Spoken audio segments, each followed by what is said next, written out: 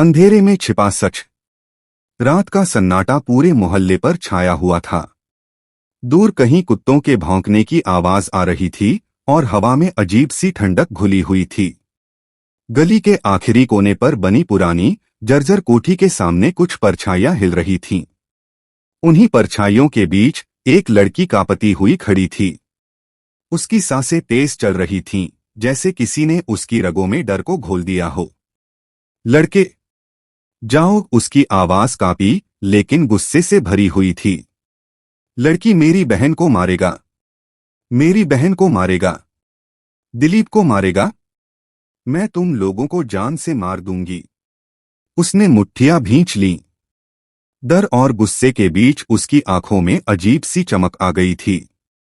सामने खड़े 3 लड़के जो अभी तक मजाक में हंस रहे थे, अचानक गंभीर हो गए। एक पल को लगा कि लड़की के इस गुस्से में कुछ ऐसा है जिससे उन्हें पीछे हट जाना चाहिए। लेकिन तभी उनमें से एक लंबा चौड़ा लड़का आगे बढ़ा और बोला, बहुत हो गया ड्रामा, चल अब शांत हो जा। लड़की पीछे हटी, लेकिन डर के बावजूद उसने हार नहीं मानी।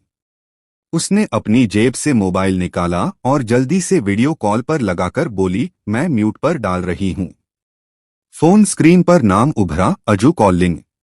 अजू, मुझे कुछ दिखाई नहीं दे रहा है। बहुत अंधेरा है यहाँ, उसकी आवाज में घबराहट साफ झलक रही थी।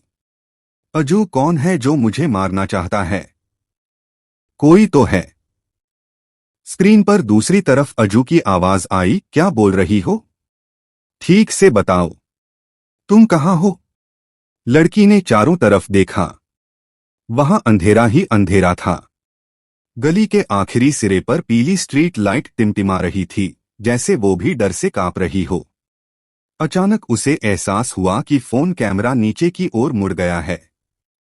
हाय रब्बा, ये फोन तो साइड पे रखा है। इसका मतलब आज तक स्क्रीन पर देख ही नहीं रहा।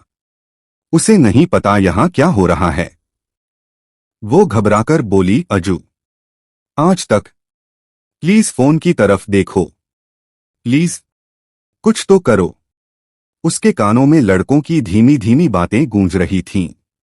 पकड़ इसे, आज इसका खेल खत्म कर देते हैं।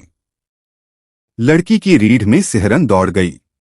उसने खुद को संभालने की कोशिश की और तभी अचानक किसी ने उसका हाथ पकड़कर उसे पीछे खींच लिया। वो चिल्लाने ही वाली थी कि एक मजबूत आवाज गूंजी, शांत हो जाओ, मैं हूं। लड़की ने आदित्य, उसने संक्षेप में कहा। और तुम यहां अकेली क्यों हो? लड़की अभी भी कांप रही थी। वो मुझे मारना चाहते थे, वो तीनों। आदित्य ने मुड़कर उन लड़कों की तरफ देखा। उसकी निगाहों की धार इतनी तेज थी कि वो तीनों अनजाने में पीछे हट गए। उनमें से एक ने धीरे से कहा, ये आदित्य है, पंगा नहीं लेना चाहिए, चल निकल। कुछ ही पलों में वो तीनों अंधेरे में गुम हो गए। लड़की अब भी समझ नहीं पा रही थी कि अभी जो हुआ वो सपना था या हकीकत। आदित्य ने उसकी तरफ देखा और शांत स्वर में पूछा, ये कौन थे और तुम्हें क्यों मारना चाहते थे? लड़की ने सिर हिलाया, मुझे नहीं पता। उसकी आवाज टूट रही थी। बस इतना पता है कि कोई है जो मुझे मारना चाहता है, लेकिन क्यों, ये मुझे भी नहीं पता। आदित्य ने गहरी सांस ली और बोला, तुम्हें अंदाजा है कि तुम किस मुसीबत में हो? लड़की की आंखें भर आईं।